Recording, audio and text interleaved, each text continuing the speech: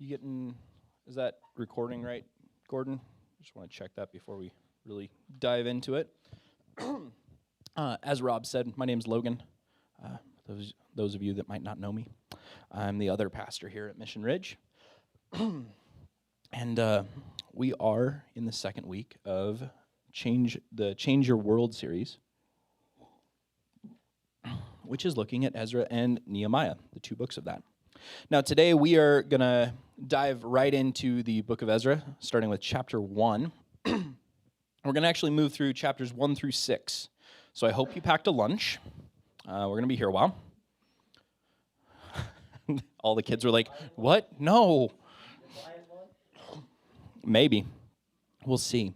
Rob started us off last week with a bunch of context about Ezra and Nehemiah, and this week we're going to actually get into the text and we're going to start moving through this. But one of the things that we've pushed out as a useful help for understanding Ezra and Nehemiah is a link to the Bible Project video for these two books.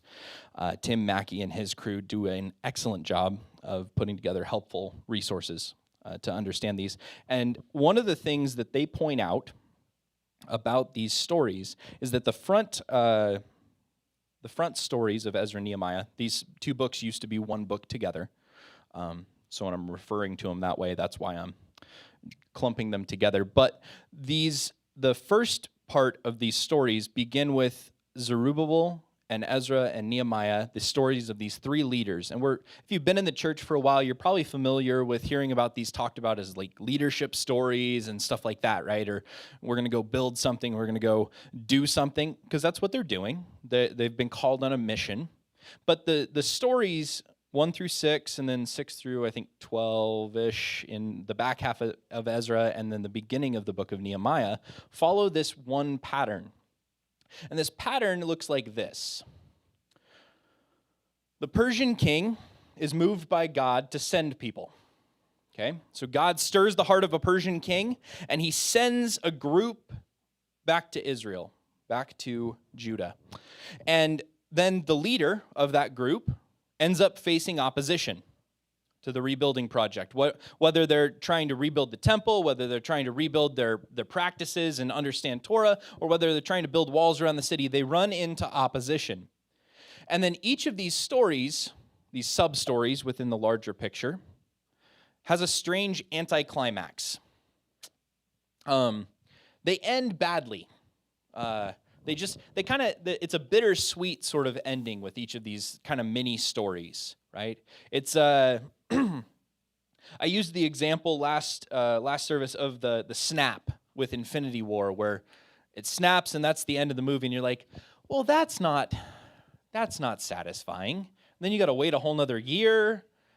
Well, these guys had to wait a while too, I guess. So maybe that's not a terrible example, but just kind of a bittersweet ending for each of these stories. And they follow the same pattern.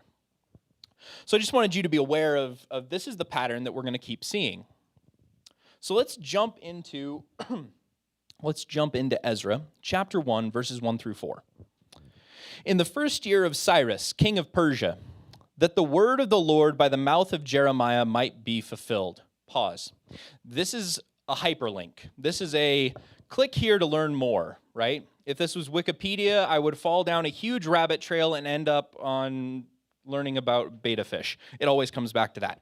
But I would go through many things involving, I'd start with Jeremiah, and then I'd go to another prophet, and then I'd go to some geography thing. And, this is a hyperlink that points you back to Jeremiah. Okay? And since all of us have Jeremiah memorized, we don't need to go back there, right? Oh, I'm kidding. We're not actually going to go back to Jeremiah because we have so much to cover today. I'm just going to summate that for you here in a minute. But this is a hyperlink that says we need to know what God told Jeremiah was going to happen. Okay?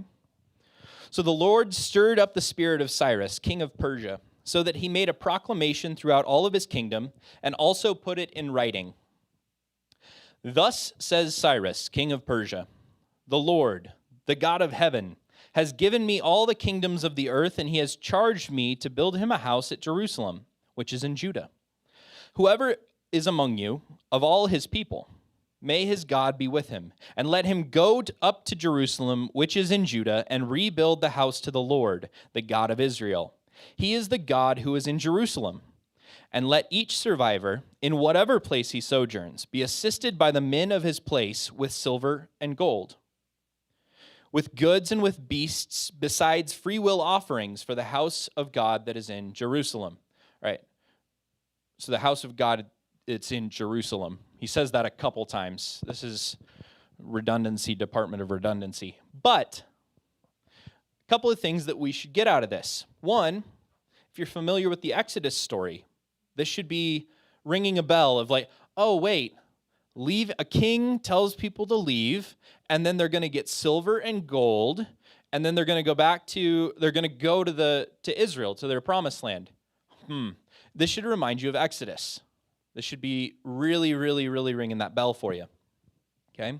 Now, we talked about that in footnotes this week, so you can tune in. That's our extra podcast that comes out on Wednesdays when I'm not late getting it out. Then it comes out on Thursdays. But it should come out on Wednesday. But anyway, I digress. So we need to cue in on what was Jeremiah saying that was going to be fulfilled.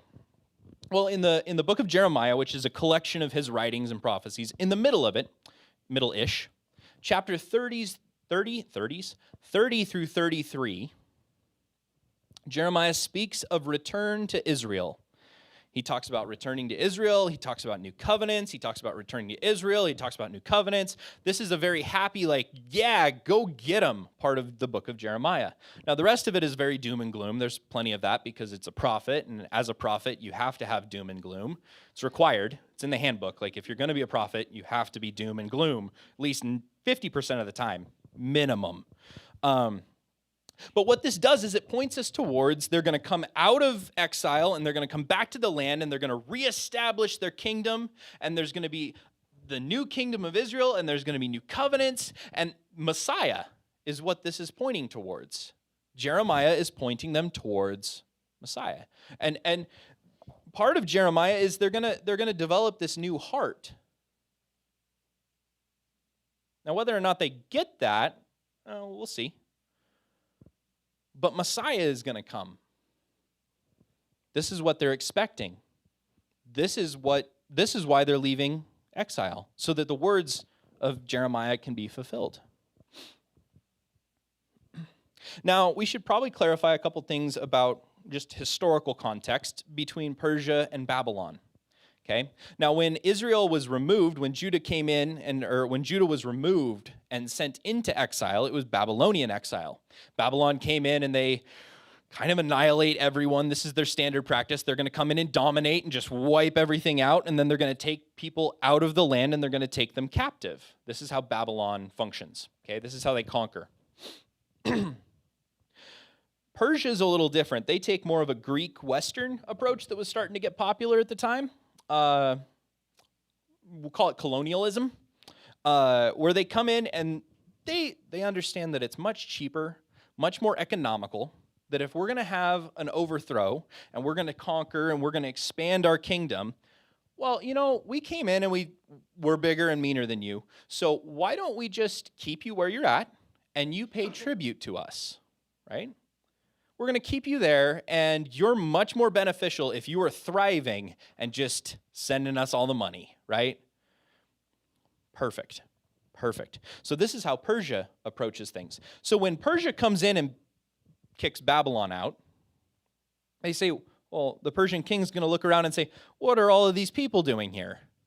Go back to your homelands, right? Which is what we see God is working through the Persian king here to send them back so that they can rebuild.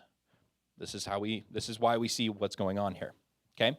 Now, the rest of chapter 1 is a group of people. The group of people pack up, and then they gather funds, which is all the gold and silver and all of this stuff, and then they head out on their trip. Right? And now, logically, we're going to need to know, the next thing we're going to need to know is who heads out on this trip. So we come to chapter 2, possibly the most thrilling chapter out of these 6. Ezra chapter 2, verse 1. Now these were the people of the province who came up out of the captivity, of those exiles whom Nebuchadnezzar, the king of Babylon, had carried captive to Babylonia. They returned to Jerusalem and Judah, each to his own town. Now I'm going to decimate these names, so I apologize in advance. They came with Zerubbabel, Yeshua, Nehemiah, Sariah, Reliah, Mordecai, Bilshan, Mispar, Bigva, Rehum, and Baanah. That was way better than first service. It was so bad. I hit Sarai. I'm probably still not saying that right, but at least it sounded good this time. So you guys lucked out. Second service, killing it. Plenty of names in this section because the rest of this is just a snooze fest. If you need something to put you to sleep, I suggest studying this passage. It's a census, which is riveting. I'll spark note it for you. The important part that we're going to pull out today is a little over 40,000 people made the journey. Okay, a little over 40,000. I think it's 42 something or another, and then they bring some slaves, and it probably brings it up to about 45-ish. But this would have been a small fraction of the people that were in Babylon. Okay, the exile to Babylon, there was a whole lot more there, and they'd been growing as a people. Zerubbabel, his name actually means planted in Babel, like planted in Babylon, seed of. So he was born in Babylon. He's this next generation that has been growing up in captivity. Okay. So about 40,000, small faction. This reminds me of a church plant. Like, I was reading this and I'm just like triggered. Fundraising. They had it so much easier. Rob, we got to figure out what they're doing. Anyway, so we're introduced to the heroic leader of this story, though, this Zerubbabel, or Zebabs, as I keep abbreviating it. So we're introduced to Zerubbabel here and the rest of his people. Now we come to Ezra 3, and in Ezra chapter 3, they begin their mission. And the first thing they do is they rebuild the altar, and they celebrate, I believe it's the Feast of Booths, off the top of my head, that they celebrate, and they start reestablishing some rhythms of worship, right? We're gonna set up the altar, we're gonna do some sacrifices, we're gonna celebrate this religious festival, and then they start to build the temple. And they're very, very careful. They get all of the stuff for the temple. They're going to do a great job. They get the stuff for the temple just like David did. They're specific, and it mentions specifically where they're getting all of the items, and they're rebuilding it just like it was. We're going to do this just right, okay? Because we want to bring about we're going to bring about this new kingdom. We're going to bring about new covenants, so the words of Jeremiah are fulfilled.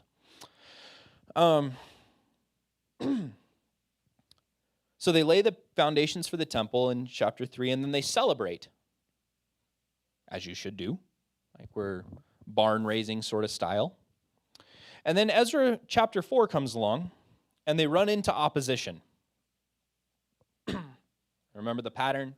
They're called and sent, then there's opposition, and then awkward ending. So Ezra chapter 4, 1 through 5.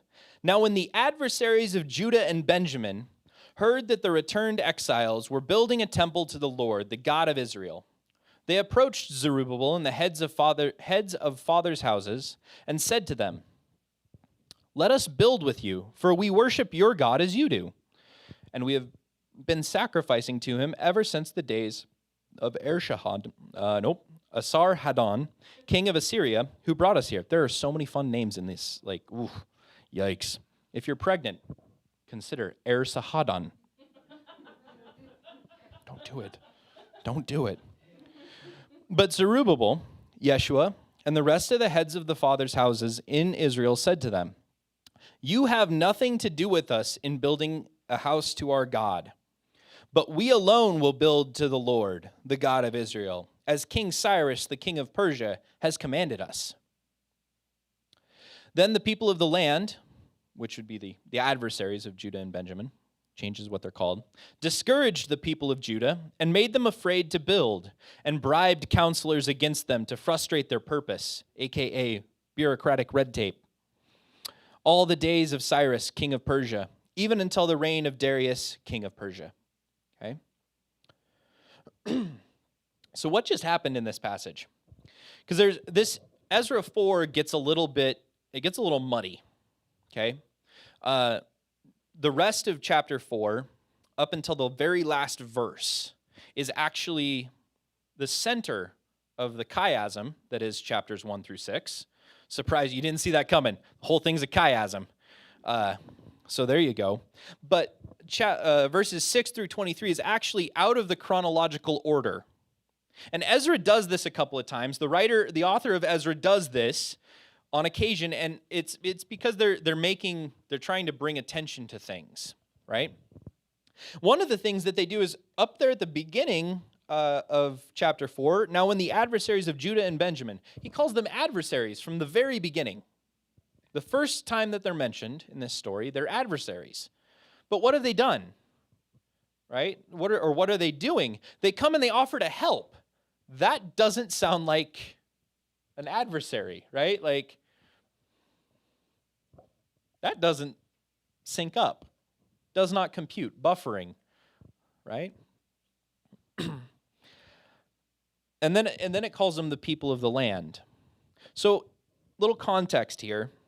Some of your Bibles might link you back to a story in 2 Kings chapter 17, I believe, which is a super fun story.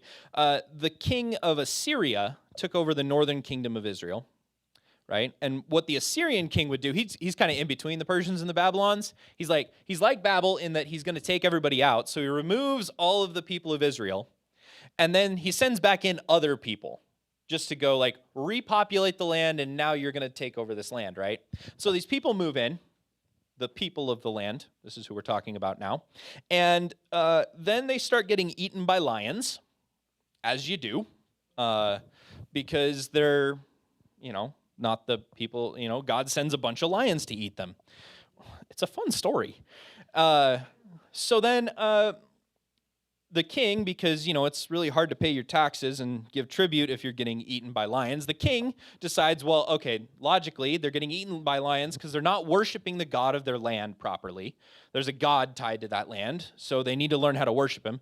So I'm going to send a priest. So he sends a priest in, and that priest teaches them how to worship Yahweh. All right. But, caveat, they start worshiping the Lord, but they also worship all of their other gods too, which they didn't know any better, I guess. So at least they stopped getting eaten by lions. But they've got this really broken theology, if you want to put it in modern terms. Their doctrines are a disaster, and they're a mess, and they don't understand God, and they worship these things that they shouldn't worship, and they're just messy people. And so these messy people in chapter 4 of Ezra approach Zerubbabel and those guys that are building the temple, and they say, oh, hey, that's our God that we worship, so we don't get eaten by lions. That's our God that we worship. We want to help with that, right? And they get the stiff arm. Zebabs is like, no, you have nothing to do with this. Get out of here, right? Do you see the tension in that decision? There's a tension there that we have to wrestle with today.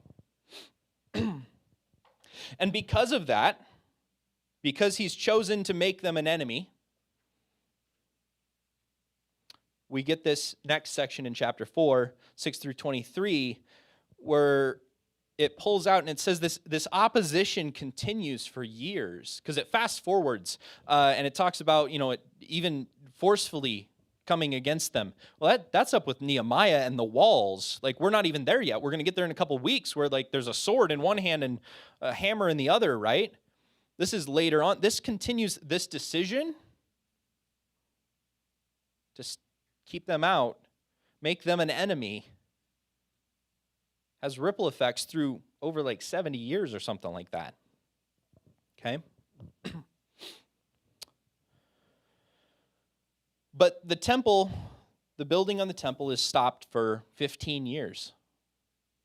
That they're They're caught up in bureaucratic red tape for 15 years, and Zerubbabel's, they're not doing their mission, okay? Which brings us to chapter 5.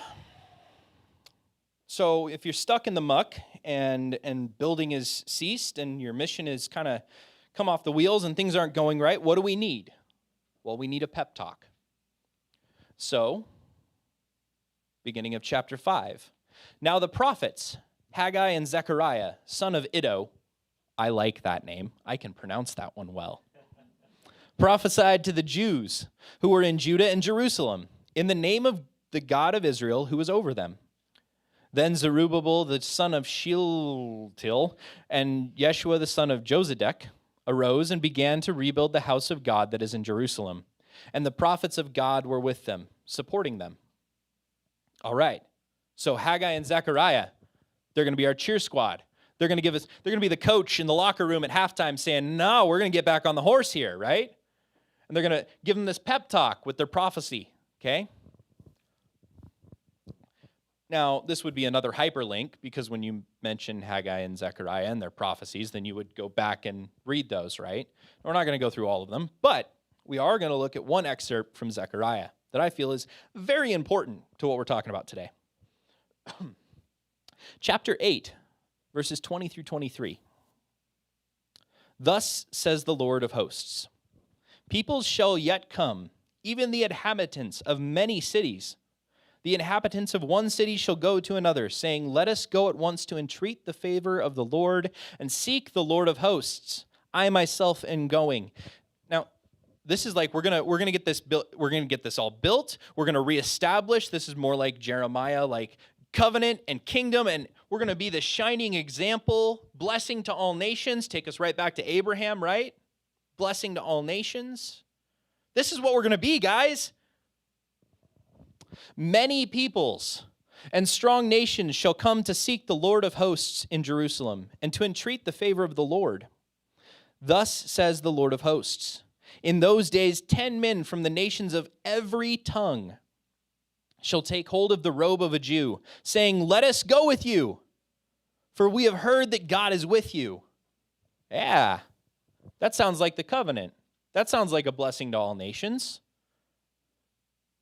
That sounds like a shining city on a hill, if you will. Yeah, this is what we're going to build, guys. All nations. Now, that doesn't sound like stiff-arming the people with the messy theology. Rob had an interesting way of putting this. It's almost like they get put in timeout after this occurs. God puts them in timeout for 15 years. They have to kind of relearn the lesson, maybe. But nonetheless, work resumes. Pep talk works. Building project commences. Actually, it commences kind of a little sneaky in how they do it. They just it's more of like, let's ask for forgiveness rather than permission. So they get maybe a more favorable governor, and there's questions. They start building it, and then they're like, what are you doing? Why? Who said you could do this?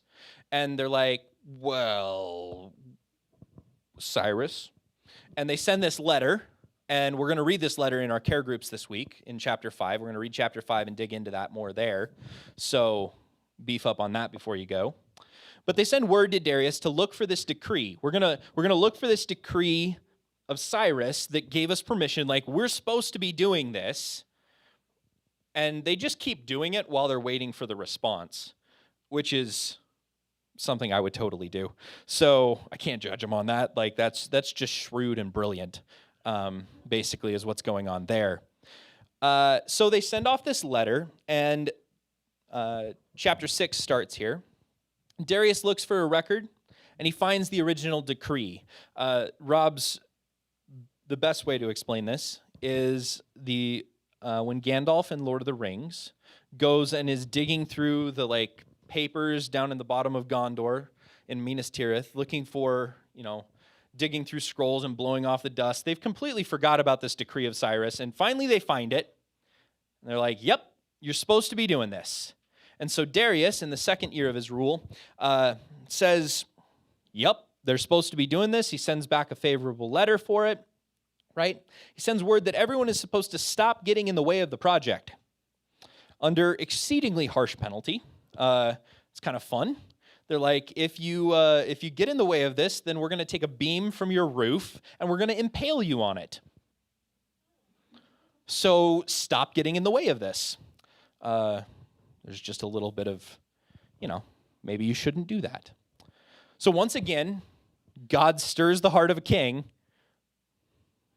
and works through that, through this pagan king. And the story ends with the completion of the temple. All right. And then they celebrate Passover. More Exodus imagery. Like, that's the perfect. How else would you finish this? Of course you're going to finish with Passover. That's perfect, right? But this is kind of an awkward resolution. Something still seems a little off. And it's maybe a little difficult to catch because, once again, the chronology of this story gets a little wonky. But there's this one little thing in chapter 3. So we're going to go back there real quick. Chapter 3, verse 12 and 13. But many of the priests and Levites and heads of fathers' houses, this is when they're celebrating the laying of the foundations, when this falls. Old men who had seen the first house wept with a loud voice when they saw the foundation of this house being laid, though many shouted aloud for joy, so that the people could not distinguish the sound of the joyful shout from the sound of the people's weeping. For the people shouted with a great shout, and the sound was heard far away.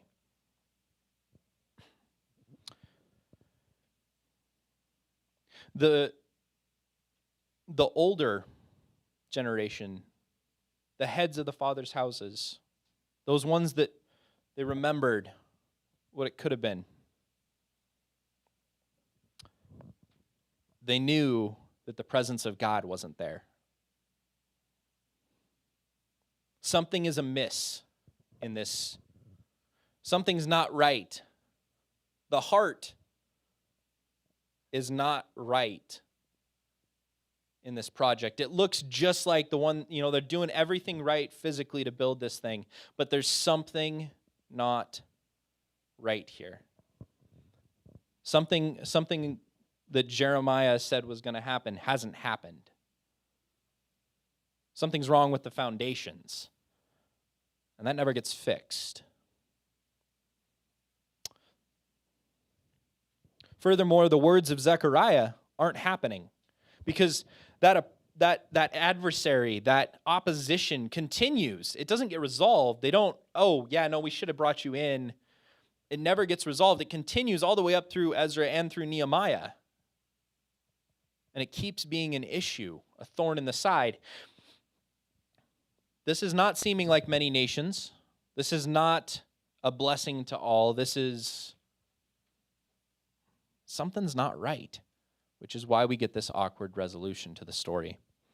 Because yes, we built a temple, but its foundations were bad. So that brings us to our implication this week. The main point, the blueprint, if you will, which is avoiding messy people does not usher in God's presence. God shows up when we engage the mess and invite him into it. Now, I'm not saying that God doesn't go into the mess if we don't invite him. That's not what I'm saying. What I'm saying here is that we're a conduit. We're going to be a royal priesthood. We're grafted in. Zerubbabel should have been a light. He should have brought God into that situation and cleaned up those messy people's theology. This is what we really would have wanted to see. This would have been a change of heart. Not just, it would have been healing. It would have been bringing shalom, bringing peace, and putting the world back together. This is what Abraham's people are supposed to do. We don't see that happen. Instead, we see him avoiding the messy people, and that doesn't usher in God's presence.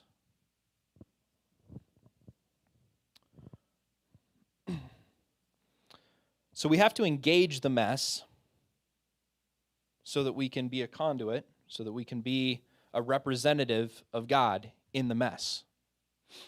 So what does that look like? What are some steps that we can take to engage the mess? What do you need to do if you're going to do that? Well, the first thing that you need to do, you have to do, is you have to engage with your Messiah. Nothing else you do matters if you don't develop your relationship with your Savior. If you are not connected to God, if you are not working on that relationship, everything else you do is not going to bear fruit. Not going to bear good fruit. Everything in your life will grow and develop out of this. You can't be an emissary for God in the mess if you aren't engaging with God. I can't get into messy situations and minister to people if I'm not letting God minister to me. You just have to have that. Everything else follows after that. Now, what does that look like? What does it mean to engage your Messiah? It means setting aside time in your week. I would suggest that it begins with setting aside time for Sunday worship. We see that's the first thing that Zerubbabel and the people do, is they establish they establish their worship rhythms, right? As a community, they establish that we're going to come together and we're going to worship and we're going to celebrate and we're going to interact with God as a community. Other things that would engage with your Messiah would be Bible reading, prayer, Sabbath, fellowship with believers. These are all things that are going to help you engage with your Messiah.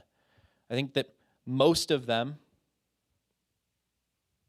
if they're not necessary to have community, then they're at least supplemented by involving community in that, which is why we're so big on care groups. You're going to engage your Messiah by digging into the text, by wrestling with it, by worshiping together, by coming together for fellowship, by encouraging each other. This is what care groups, this is what life-transforming groups do. This is why we are so heavy on these things. We just keep beating that drum, and you're like, when are you going to stop talking about care group? We won't, ever. Maybe next Tuesday. We'll take a break. That's the only time. The next thing that you can do, you grow deep roots. Now, that first one, engage with your Messiah, that one, everything else hinges on that. So you got to get that right. Now, these next couple ones, you can put them in whatever order you want. But growing deep roots. If you're going to engage the mess, then you need to be a positive influence, right? And in order for me to be a positive influence, in order for you to be a positive influence, then you need to make sure that you aren't swept up in the mess, right? We need to be deeply rooted in our convictions, in our faith, in our relationship with God, in our relationship with others. You have to grow deep roots.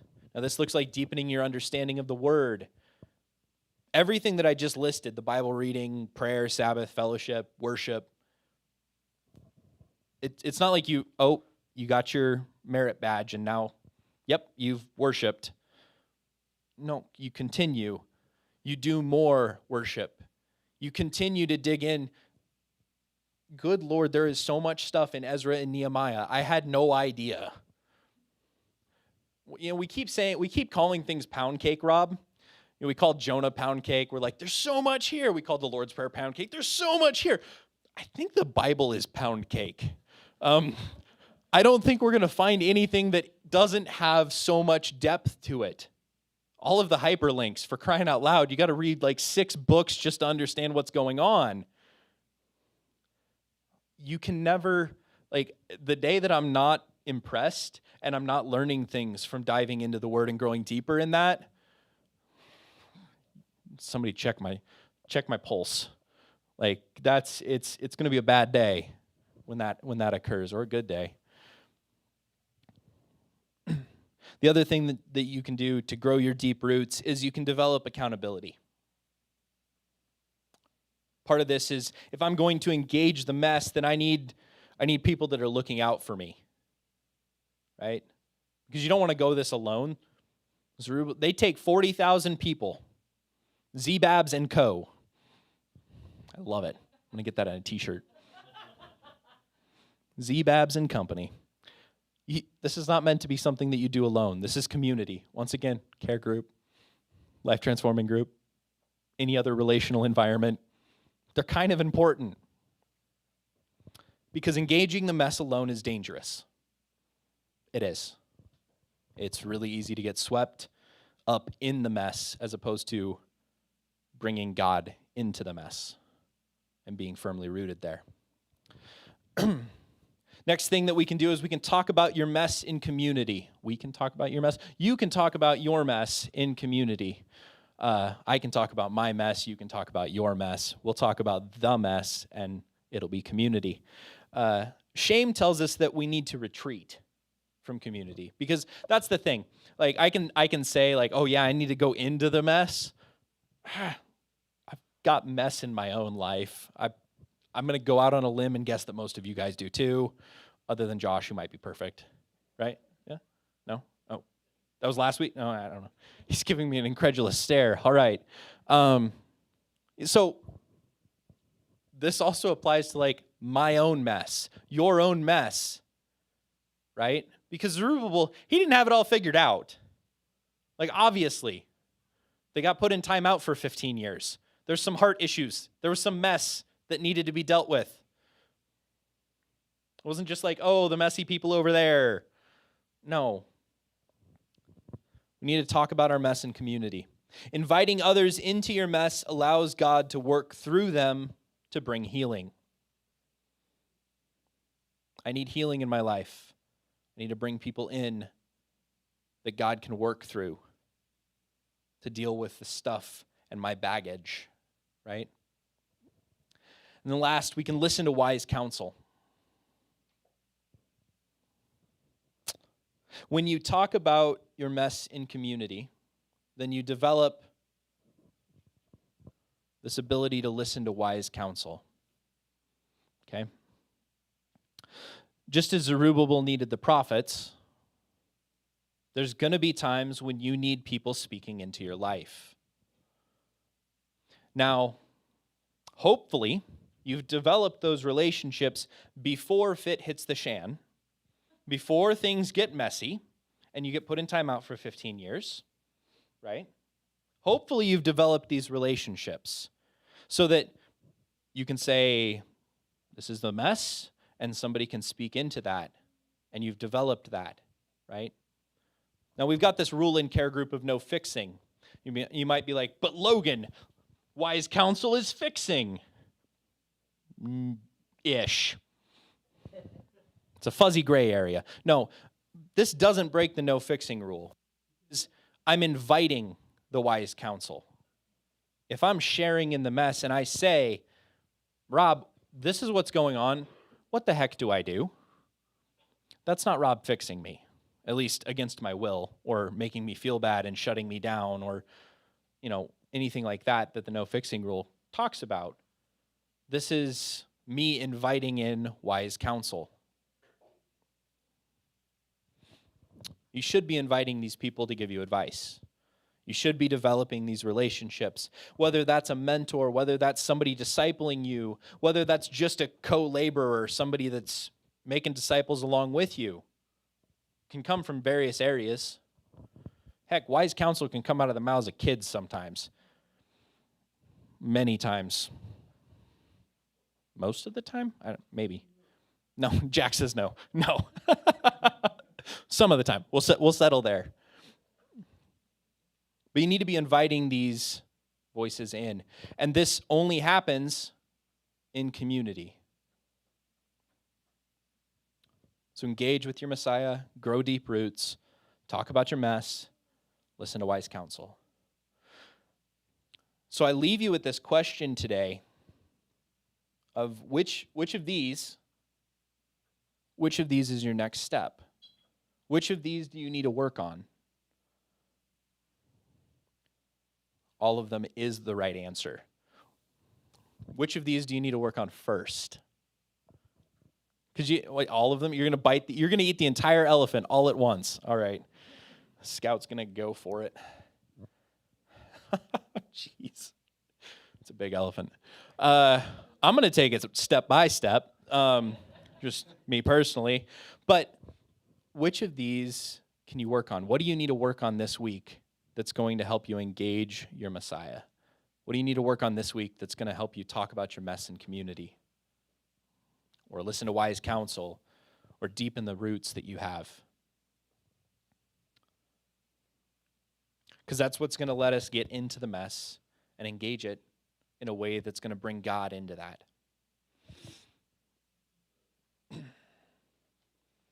So we're going to move into our time of communion. I've done it again. I haven't prepped my communion packet. But we'll be all right because I have my mic stand. So, I mentioned earlier, this concept that Jeremiah brought up of new covenants. And possibly the first thing that you should think of when you think new covenant might be, oh, hey, we celebrate that every week with communion. Because that's what Jesus came and did as Messiah. He's establishing those new covenants. Because they expected him to come, they expected Messiah to come and be this conquering king that would reestablish their nation, right? And instead, he looked a little different. He came as a servant. And he humbled himself. And that's pretty cool. It's pretty cool. And we celebrate that and we remember that by observing communion.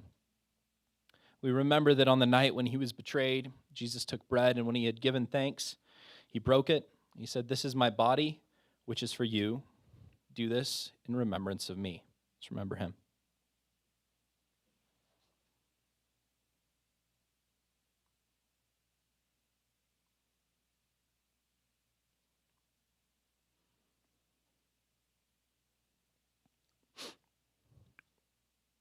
And in the same way, he took the cup after supper, saying, "This is the cup of the new covenant in my blood.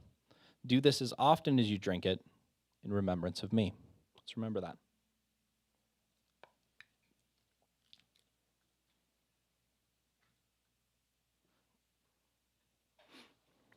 God, we thank you for your word and your love for us. We thank you that you've given us these examples, these lessons that we can learn from the people that have gone before us. God, help us to take these stories and engrave them on our hearts. Help us to learn the lessons that you're trying to teach us. And God, help us to engage the mess with this knowledge. Help us to live lives that are bringing about reconciliation with people, that are bringing about peace.